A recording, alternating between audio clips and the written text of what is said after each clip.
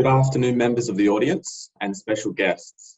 Before we begin the proceedings, and on behalf of all those present, I acknowledge that I am hosting this webinar from the lands of the Gadigal people of the Aurora Nation. I would also like to pay respects to the elders, past, present, and emerging, acknowledging them as the traditional custodians of knowledge of the various lands on which we work today. This session will now be recorded. We will record audio, screen share from our presenters. We will not be recording any video or audio input from the audience. Welcome to all UTS students, staff, and all friends of ACRI and UTS. My name is Thomas and I'm a Project and Research Officer at the Australia-China Relations Institute at the University of Technology, Sydney. UTS ACRI is an independent, non-partisan research institute established in 2014 by the University of Technology, Sydney. Chinese study centres exist in other Australian universities. UTS ACRI, however, is Australia's first and only research institute devoted to studying the relationship of these countries. UTS ACRI seeks to inform Australia's engagement with China through research, analysis, and dialogue grounded in scholarly rigour. If you wanted to explore more about the Australia-China relationship, more details are available on our website at australiachinarelations.org. Furthermore, if you enjoyed today's event, and we're sure you will, please join us again on November 4th to discuss the environment and energy issues in China with Professor Zhang Zhongxiang.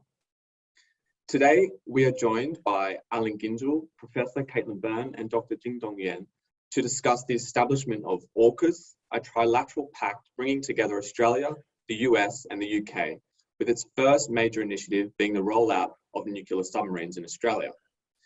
The implication of this pact and what it all means for Australia, China, and the region are what our special guests are here to discuss today.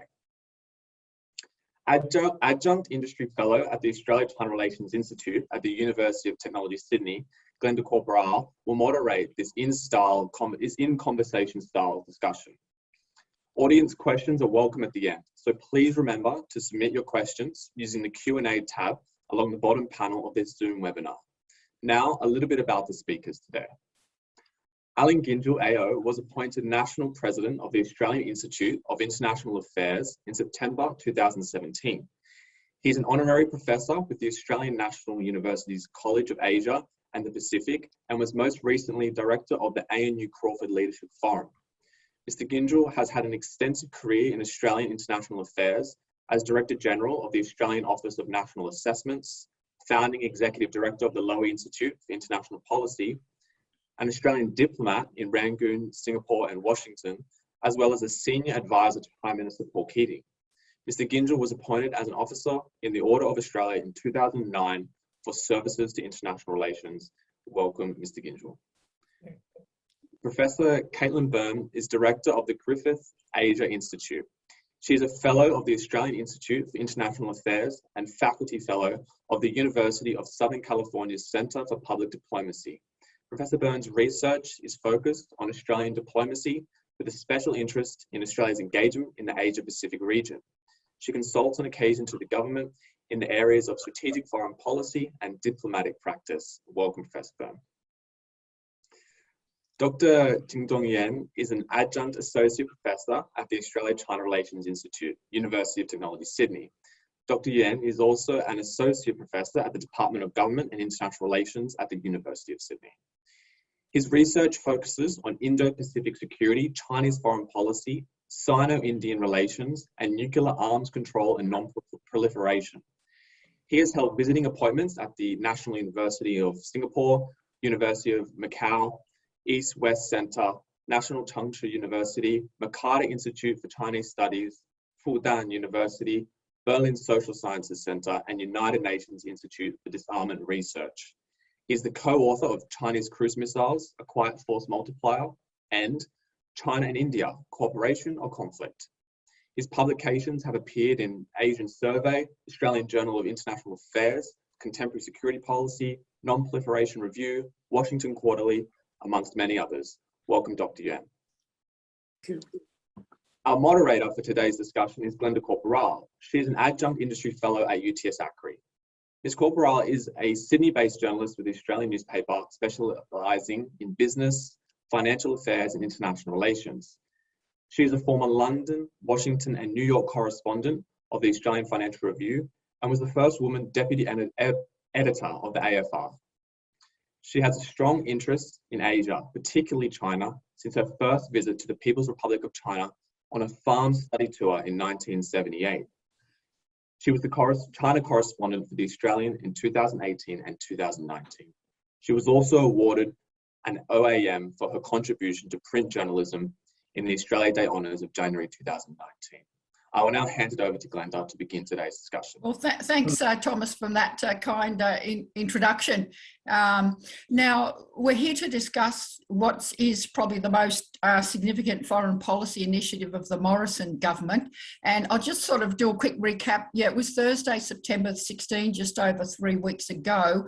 And it was, I think, an unheralded public link between the Prime Ministers of Australia, Morrison, Biden, and Boris Johnson. And they announced what Morrison described as an enhanced trilateral security partnership with the very awkward name of AUKUS. And he said AUKUS will build on the three nations' long-standing and ongoing bilateral ties. It will enable the partners to significantly deepen cooperation on a range of emerging security and defence capabilities, which will enhance joint capability and interoperability. Initial efforts under AUKUS will focus on cyber capabilities, artificial intelligence, quantum technology, and additional undersea capabilities. Then we learned that one of the first initiatives of this new agreement or arrangement was to cancel our existing submarine contract with the French, and that would be ordering, or we would be looking at ordering, 3 nuclear-powered submarines. Exactly, that there would be a study of about 18 months before this was formalised. But there were also many other parts to the announcement. Morrison talked about the government will acquire additional long-range strike capabilities for the Australian Defence Force. He said these included Tomahawk cruise missiles, joint air-to-surface standoff missiles, long-range anti-ship missiles, and various other extra defence acquisitions. Now, since that time, the announcement seemed to come with no warning, particularly if you were the French government. But since that time, we've had a lot of reaction from leaders around the world, and we've had time to assess proposals in more detail. And, in one sense, you could argue that this is in fact another key turning point in Australian history. Is it akin to Alfred Deakin asking Theodore Roosevelt to send the Great White Fleet to Australia in 1908? And I was just reading about that this morning. And when the Great White Fleet arrived in Sydney Harbour in August 1908, Alfred Deakin said, "We live in hope that from our shores someday a fleet will go out, not unworthy to be compared in quality, if not in numbers, with the magnificent fleet now in Australian waters." And I feel there's some overtones in what's in this announcement, in that statement of Deakin. Then, of course, December 1941, Curtin declaring, "Without inhibitions of any kind, I make it clear Australia looks to America, free of any pangs as to our traditional ties or kinship with the UK. And September 51, we signed ANZUS. Now, is this up there with that kind of strategic announcements? Or is it, as others have said, cheap talk, a mere statement of intent? So to unpack the debate, we have 3 distinguished panellists. We're going to have about 30 minutes for discussion, and then we'll have 15 minutes for question and answer. So, Alan, what I want to do is go around the panel and just start with, 3-4 weeks on from this. What's your impressions of this announcement? And we'll start with you, Alan. Thanks, Linda, and it's very nice to be here. As you said, this came with a great fanfare of trumpets. I was sitting over my Weet-Bix sort of listening to the radio, and suddenly I heard this. It came, complete with a new brand, AUKUS, and so it took a couple of days really to work out what was going on, because there were very few, specific details given at the time. So as you deconstructed the announcement, which had been wrapped in all that forever partnership and greatest development in half a century, and tectonic plates of the international system were shifting, I think you found not quite that after all. But what was there was not was important, I think. But it was essentially a three-way technology and information sharing agreement between the UK, Australia, and the United States, governing a whole series of high technologies, as you mentioned before, Glenda. But the central focus was to give Australia the information which would let it decide over the next 18 months whether or not it would purchase nuclear-powered submarines from either the US or the UK to replace the French submarine project, which was cancelled. We learned over that succeeding few days that the diplomacy with which this had been handled lacked a bit in skill and finesse around the edges. The French were certainly caught short. So were some of our regional neighbours, including the Indonesians. So even more oddly, really, was the United States. It became clear that US expectations that Australia would handle the French hadn't been fulfilled. So look, that's the central thing we're left with. Will Australia pay $100 billion estimated to buy a fleet of nuclear submarines? This will be the largest purchase in the history of the Commonwealth of Australia, so it's worth taking this seriously. But we're a long way from either making that decision or, let alone getting the submarines. So I think it was a sort of matter after that initial razzle-dazzle of taking a deep breath and thinking carefully about what we had just agreed to.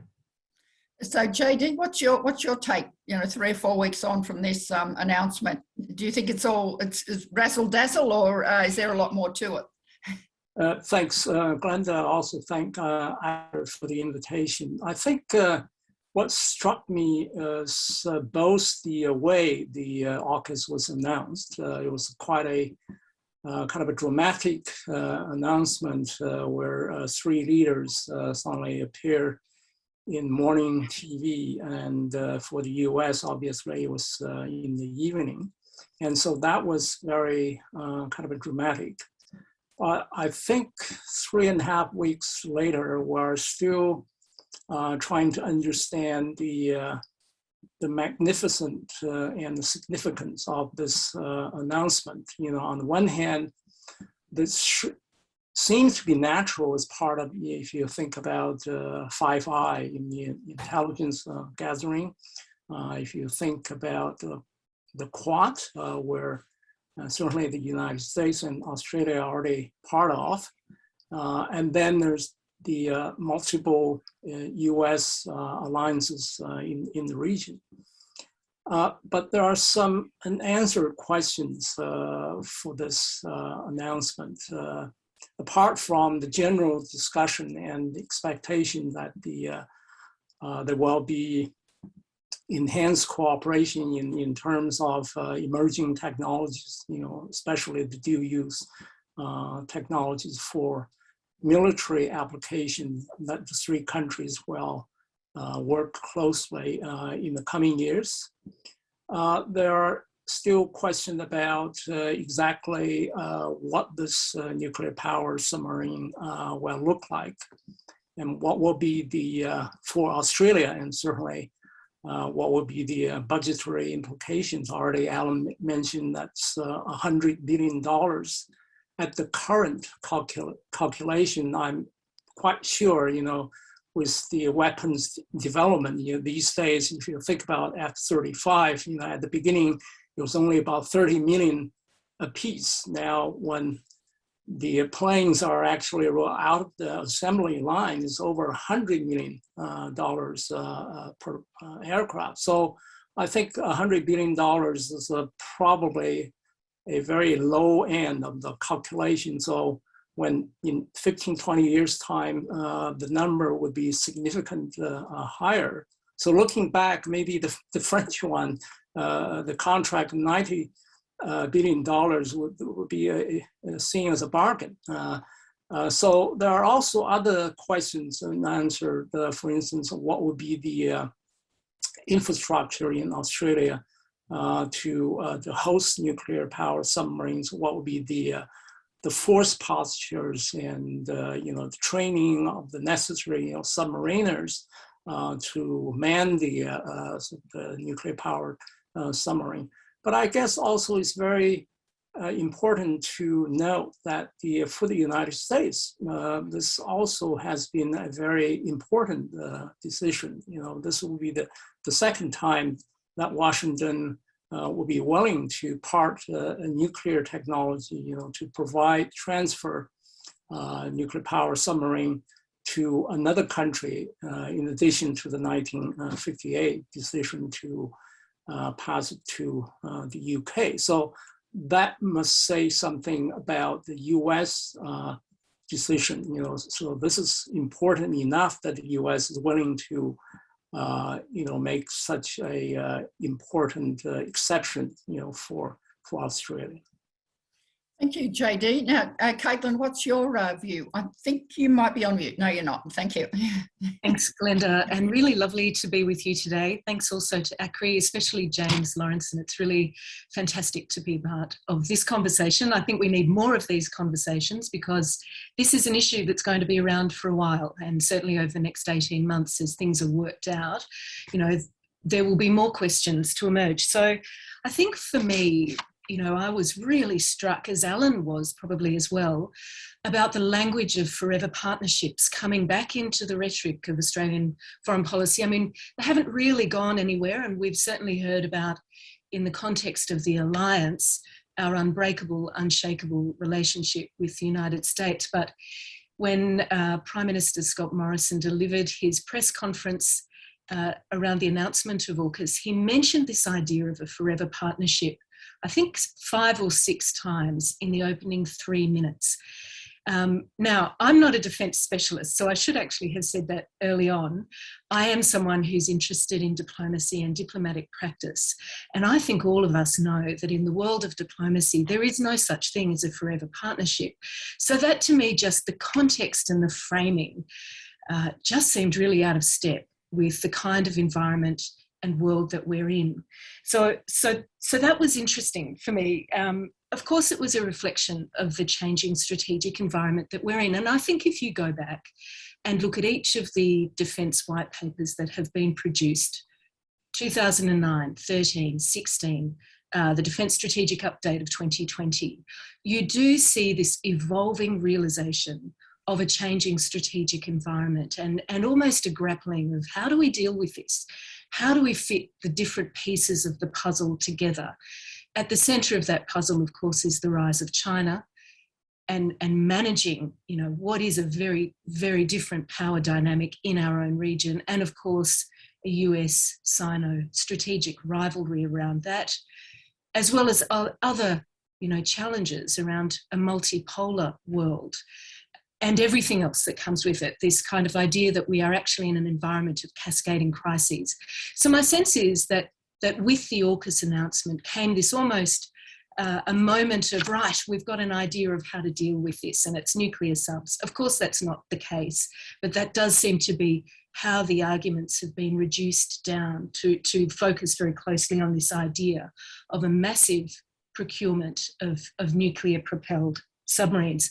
Now, that's probably not a bad thing, but it raises many, many questions because we know we're not getting those submarines for another 25 years. What happens in the meantime? How are we managing all the many other issues and interactions within our region between now and 2040?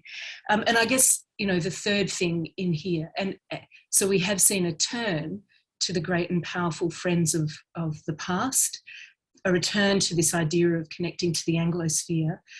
And with that, potentially an undermining of our region and our connections in it, and an undermining of the value of diplomacy. And as the dust has settled around this announcement, for me, that has been the biggest issue, that our diplomacy has been inadequate, and it has been for years. And this is not a reflection of the individuals who are in roles across the diplomatic network, but it is a reflection of the value that we place in the broader architecture of our diplomatic networks, and the value of diplomacy, of maintaining channels of dialogue, of minimising the opportunities for conflict.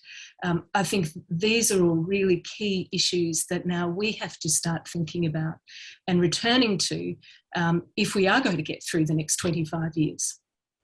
Thank you. Thank you. Raise a lot of good points there. And we might come back to the Forever Partnership Agreement reference as well. I want to sort of drill down into now the China reaction, what it means for Australia-China. Now, the word China isn't mentioned in the announcements, but it's, you know, it's pretty clear it's meant to be an alliance in recognition of the increasing economic and military power of China. And the Chinese have been pretty open in their criticism, even like straight away, the Ministry of Foreign Affairs, and I won't read it in detail, but said the agreement has seriously undermined, this is the first day after it was announced, seriously undermined regional peace and stability, intensified the arms race, undermined international non-proliferation efforts, the export of highly sensitive nuclear submarine technology to Australia by the US and the UK proves once again they're using nuclear exports as a tool for geopolitical games and adopting double standards. This is extremely irresponsible. Then it goes on to discuss, you know, the nuclear non-proliferation treaty and what this means. So I think I'll start with you, JD. Now, what does this mean for our relationship with China? Is it a major setback, or can the relationship get any worse?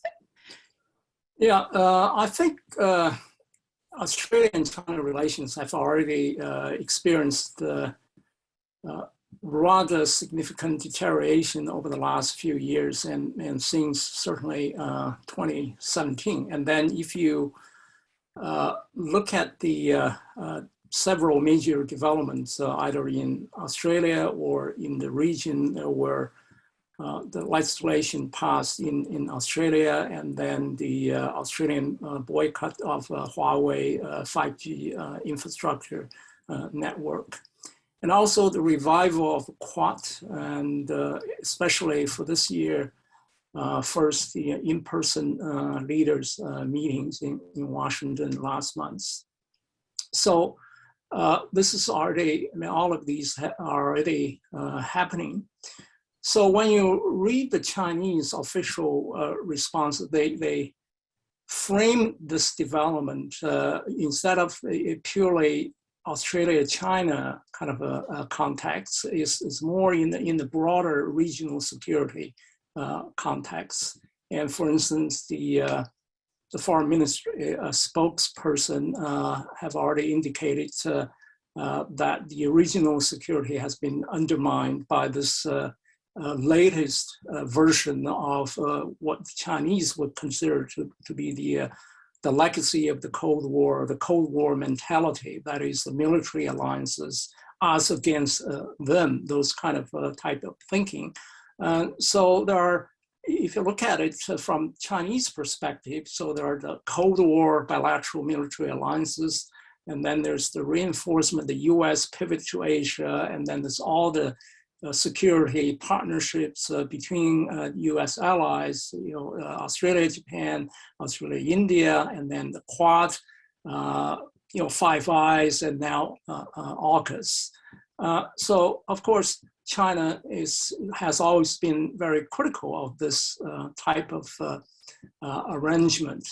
Now, the reference to arms races is not, you know, specified in exactly what will happen. You know, with other countries respond by, you know, beefing up their own armament. You know, for what purposes? But I can imagine that China would be concerned that Japan and South Korea may also want to have a nuclear powered submarine. And South Korea is already doing this, building a nuclear powered reactor. And so that could be very serious from China's perspectives. And then, of course, the non-proliferation regime and would be certainly is a very nice fodder for the Chinese to bring it up, because of course we have a nuclear weapons free zone in the South Pacific. If Australia is going to acquire nuclear power submarines, so what does that mean for the nuclear weapons free zone? And also, I think it's important, it's not the Chinese, but also some international non-proliferation community already have been expressing concerns about what this deal or proposed deal would set as a precedent for the non-proliferation regime, and recognizing there are loopholes in the international kind of a non-proliferation regime where naval nuclear reactors are not covered under the International Atomic Energy Agency's safeguard arrangement. And so that could pose a challenges for not only the IEA, but also the global kind of a nuclear non-proliferation regime. And that leads to what the Chinese are accusing the US of having a double standard, and because the US is vehemently opposed to any countries certainly non-nuclear weapon states of the NPT treaty for nuclear weapons relevant activities. And so this deal and reminds many people of the 2005 US-India nuclear cooperation deal. At the time, they also received strong kind of reactions within the arms control non-proliferation community, and their concerns, worries about a negative precedent, because other countries would be demanding the same. How do you treat Iran, Brazil, or maybe South Korea differently from Australia? Having said that, of course, they all agree that Australia probably is not having any intention of diverting the nuclear field into the nuclear weapons program. But nonetheless, if you have the regime, you have the standard, you have the criteria, they should be applied equally and same, in the same manner for all the countries concerned. I'm just going to ask Alan, and then I'll come to you, Caitlin, about the reaction in the other countries in the Southeast Asian area. But so, Alan, do you think that this has what implications will it have for the relationship with China? How obviously it will. China hasn't agreed with it, but will it make things strategically worse for Australia? I think you're on mute. You have. I swore I was going to remember to turn off the mute. As you said before, Glenda, it's sort of hard to imagine things getting worse than they already are. So I don't think this will, fundamentally change anything. If anything, I thought the Chinese language was, by Chinese standards, not as sharp as it could have been. But for us, I think the thing that it will do, and I really regret this, is that it will reinforce a view in Beijing that Australia is a junior partner to the United States in its strategic engagement in the region, and that therefore you don't really need to deal with Australia. You can talk to Washington, but Canberra just leave it alone. So I think although the hope in parts of the sort of the more hawkish areas of Australia was that this would teach the Chinese to take Australia seriously. I think the opposite will actually be the immediate response anyway. And then I suppose you have to look also the follow-up of Australia's stance on saying we wouldn't support China joining the CP, the new trade agreement. And then you've got the Tony Abbott visit to Taiwan, which, as you've said before, other leaders have gone, but following it up with this statement sort of starts to send signals. But Caitlin, let's discuss what it means for the region. I mean, you've got different reactions from Singapore, Philippines, Malaysia, Indonesia, there, and in India. What does it mean for our relationship in Southeast Asia and in the broader Asian region? I mean, and did we take it into account when this grand pact was being drawn up somewhere in Cardiff or something? I think that's a really important question, Glenda, and if I can take this in two parts maybe and think about firstly partners from the Quad, India and Japan, and then to Southeast Asia. And we do have a bit of a mixed bag here. So I think there are the imperative to think through the relationships very closely and the context within which each of those relationships moves from here is going to be quite important, as well as through the regional structures. If we look firstly, the timing of the AUKUS announcement right ahead of the Quad leaders meeting was quite striking, and yet we didn't necessarily see, we certainly saw Japan through Foreign Minister Motegi and incoming Prime Minister Kishida broadly supportive of this notion. But I think we do have to just bear in mind that there will be all sorts of conversations happening right across the Japanese bureaucracy on how to take this forward. Some in the defence circles apparently felt a little bit left out, and it was made very clear at the Quad leaders meeting that this did not extend, the AUKUS agreement did not extend to Quad partners.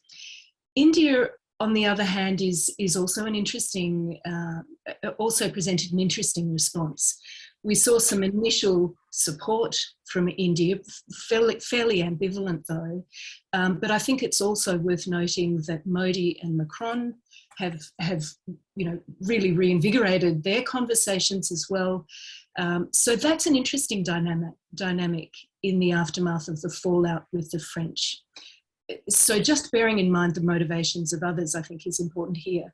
When we come to Southeast Asia, again, mixed bag, and there are sort of three different reactions I think you can identify.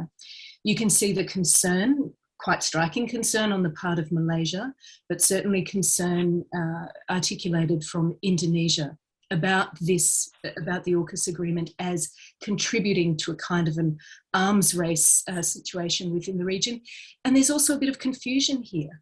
The conflation of nuclear-powered submarines or propelled submarines with nuclear-armed submarines.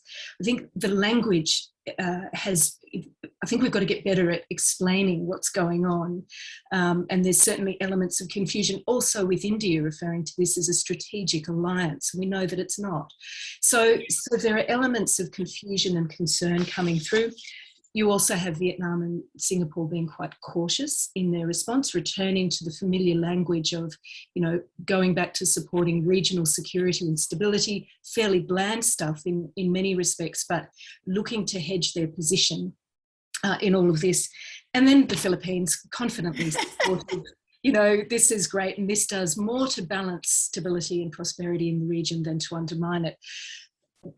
So clearly there are multiple perspectives. There are also multiple perspectives within each of those nations across the bureaucracies, and that has to be teased out. I do think these underlying notions of confusion, of a sense that the details still haven't been made clear, is coming through now. And also from a regional perspective, a real sense that ASEAN in particular, and we know that Australia utilises the language of ASEAN centrality, prolifically, but a real sense that in actual fact ASEAN has been marginalised through this process. So potentially some work to be done in explaining what's happening, being very clear on what the details might be moving forward and how it impacts on bilateral relations, as well as broader regional relations. So I think the players like DFAT have their work cut out for them in the months ahead. Okay, I just want to ask Alan one comment, and then we'll go and take some questions. You've wrote an article saying this is a return of the Anglosphere in the region, because we keep forgetting that Britain's quite a vital part of this, is this three-way partnership. I mean, what does that mean? We're bringing Britain back into the sort of Asia Pacific, and how does that go down in Asia, given obviously the colonial history in many countries? Well, I think one of the obvious incentives to set this up was Boris Johnson's search for a role for global Britain after Brexit. And from all the accounts we've read in the press, it seems that this was sort of originated in discussions between Johnson and Morrison rather than through the Americans. But the British are a sort of minor player in all this, which is one of the reasons why I said before that sort of AUKUS branding sort of promised delivery of something which is actually not going to be there. What there is going to be there is a intimate three-way discussion between three countries which have always had intimate three-way discussions, but it's not going to change the strategic shape of the Indo-Pacific very much as a result.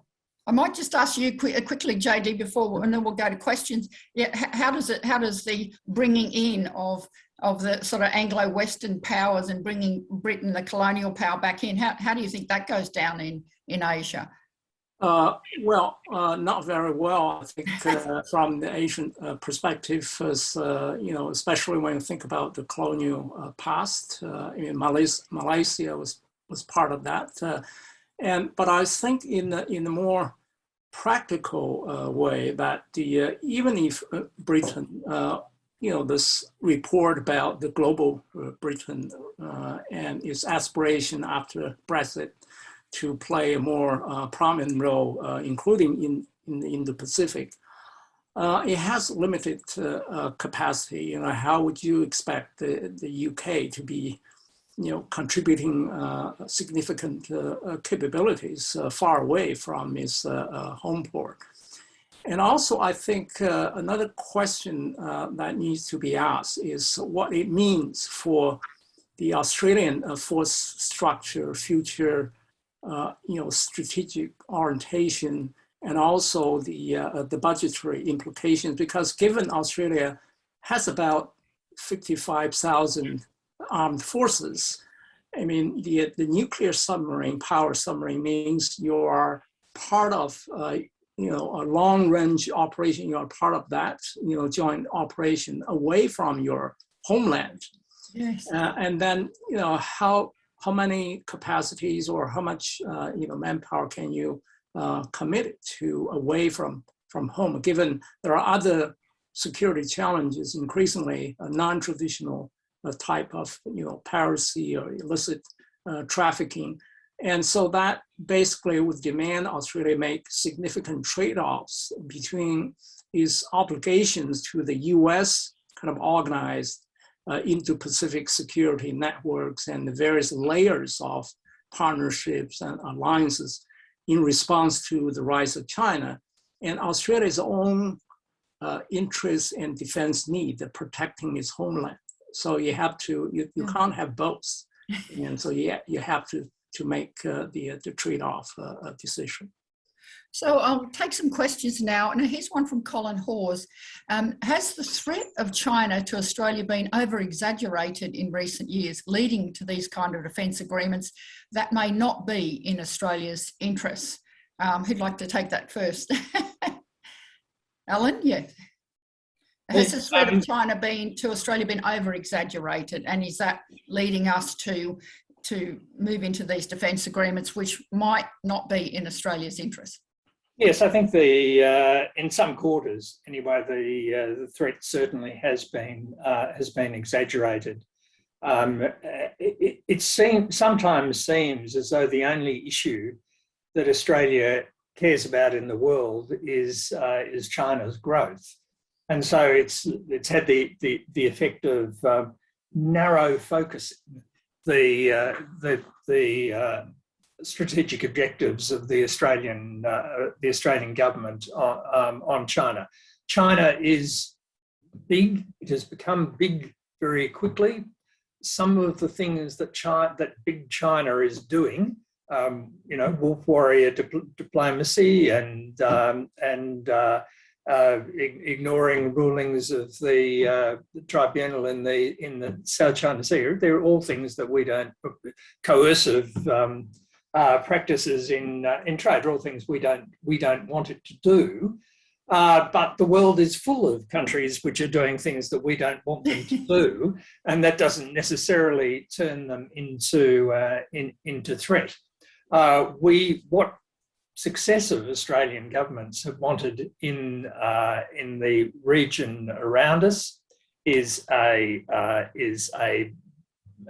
balance of armed forces, a lowering of tensions, and agreement on the part of all the countries to abide by rules that we have all agreed to participate in. So the only thing that's changed here really is the size of China and growing uncertainty, I think, about United States intentions in the region over the long haul. This is the first time in my professional life where I can't honestly, look you in the eye and say, I'm completely certain that in 10 years' time, United States strategic policy, no matter which party is in government, will be much the same as it is now. So all this uncertainty has about not only China but the US has raised the alarms in Australia about Chinese threats. Does anyone else have we over exaggerated the Chinese threat? Yeah. Sorry, JD, you go. Yeah. Well, I think it really depends on how one defines threats and how one defines security. If we're talking about what Australia and the US and other countries that have always maintained there need to be a rules-based order. If any changes or challenges to that order is considered to be a threat to security, and then of course one could argue that China's rise and China's behavior and its policies and certainly raise questions. But if we're talking about Australia's own security, that is any threat to Australia's homeland or the vital economic interests, I don't think these are clear-cut, and there are other ways of managing those differences and dispute. I think diplomacy would be one of them, and an important one of them. I don't think Australia has leveraged the regional security arrangement. For instance, ASEAN Regional Forum and other multilateral forums where security matters can be discussed, where China and the US and other major powers are equally required to comply with the accepted norms and standards. So in that way, you don't deliberately pick up a fight with China. And second, I think although the US and Australia share many interests, they don't have identical interests all the way, and because Australia is very much dependent on a stable relationship with China where trade is concerned. And the US, even though in absolute volumes, bilateral trade is big, but the US is not as dependent as Australia on China for maintaining a viable and workable and stable economic relationship. Do you want to come in? Just to add to that, I think there's certainly no question that China is changing, and that under Xi Jinping's leadership, China has become, much more authoritarian. We are seeing a really different China, a China that is seeking to exert its influence and power in the world that we hadn't seen previously. And I think we have to be really clear that that is the case, and that creates a new dynamic for Australia to be dealing with. But in the way that this is framed, particularly in Australian media, but also just more broadly in discourse, I think we view everything about China through that security lens, and that tends to dominate our conversation. We do need to have a conversation about China's rising power, the way that it exerts its power and influence, including through coercive mechanisms, including through grey zone tactics. We do need to have that on the table. But at the same time, I think we need to understand the changing landscape of China itself. And we need certainly to have the touch points with China that help us understand that and help us navigate and manage what is a difficult relationship and will continue quite probably to be a difficult relationship. But that is what diplomacy is about. That's why we have it. We have to be really careful that we don't close off the opportunities to think about those diplomatic interactions. And the other thing is, China's not going anywhere. We have to be able to understand China's role in our region, not just through that security lens, but much more broadly. Another question, YC Liu has made a very good point that the submarines that we're talking about, we probably won't get them for, 2040 or something like that. And there's 8 submarines. There's, well, that hasn't been finalised, but it talks about 8. In the meantime, we've torn up our agreement with France. I mean, in a practical sense, over the next 30 years, how will this... How does it make us any safer or less safer, and how does it play into the security situation in the Indo-Pacific, given that we won't be getting these submarines for, 20 years or so? Anyone? That's a really good point, and it's one of the reasons why we need to have a really big national debate led by the government about buying the submarines and what they will do, and whether in the 50 years time, when they'll still be operational, these are the best way that Australia can protect its own security. Rather than, will submarines still be needed, or will there be sort of fleets of underwater drones, buzzing around? And that's one of the issues that the AUKUS arrangement will be looking at it as well, undersea operations. So yes, I think it's a very fair question. The Collins class submarines, our current ones, have had a 10-year extension of life, and so they'll see us through for a while. But there is a need for us not to just accept this, I think, as a fait accompli, but to understand, why we are going to need these submarines, what they will be able to do. I'm not personally.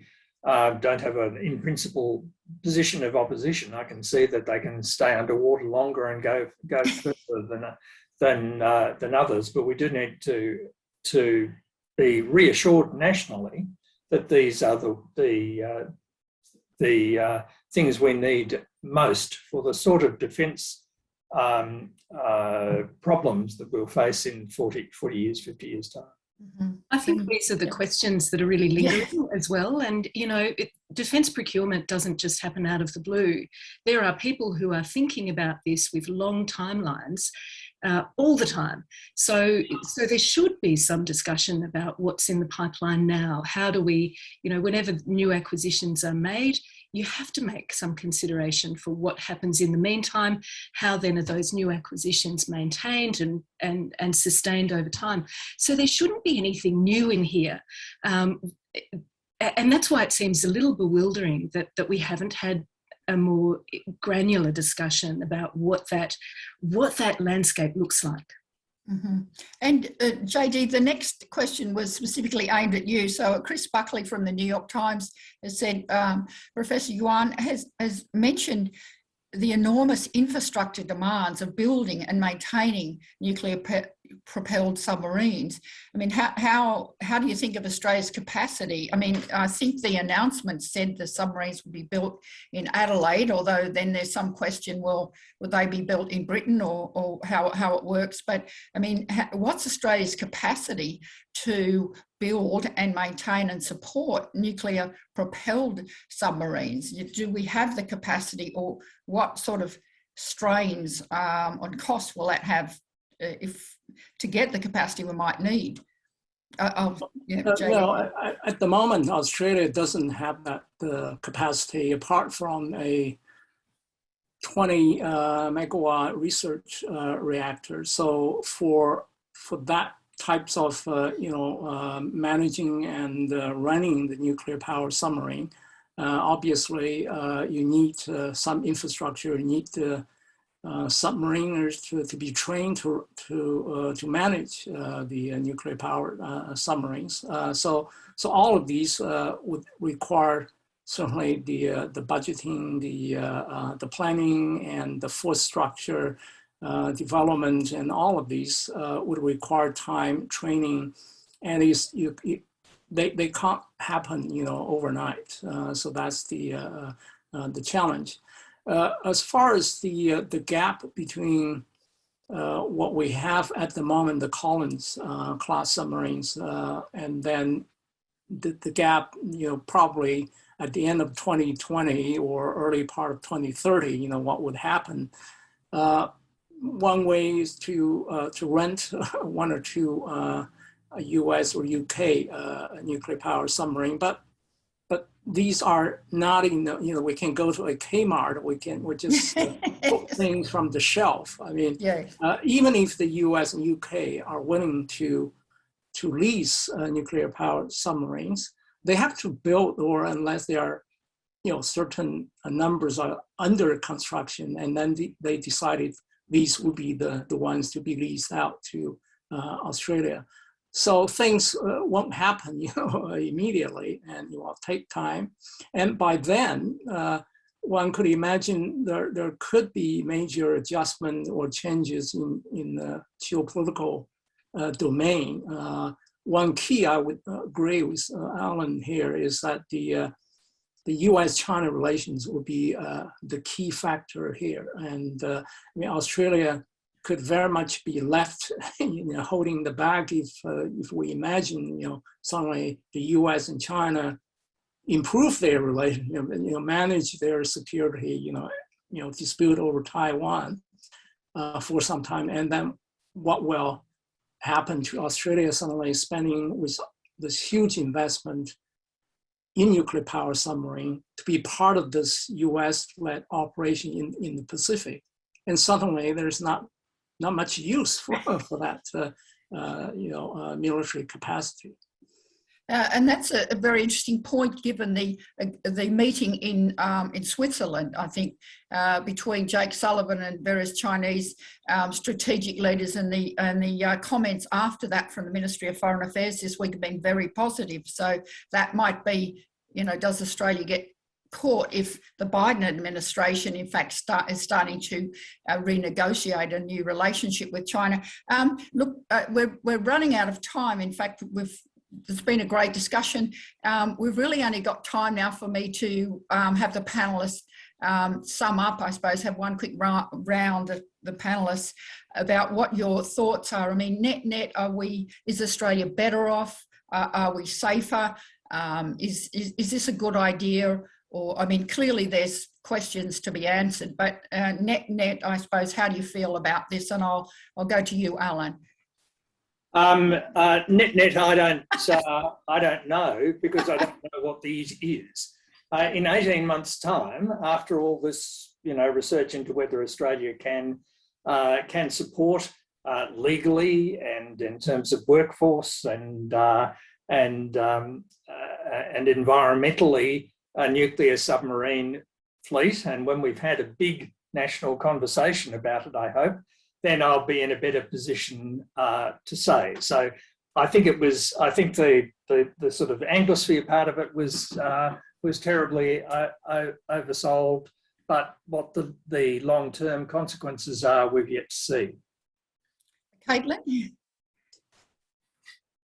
Thanks, Glenda. Net, I think I would say this announcement has revealed deep deficits that we already knew were there in our diplomatic infrastructure.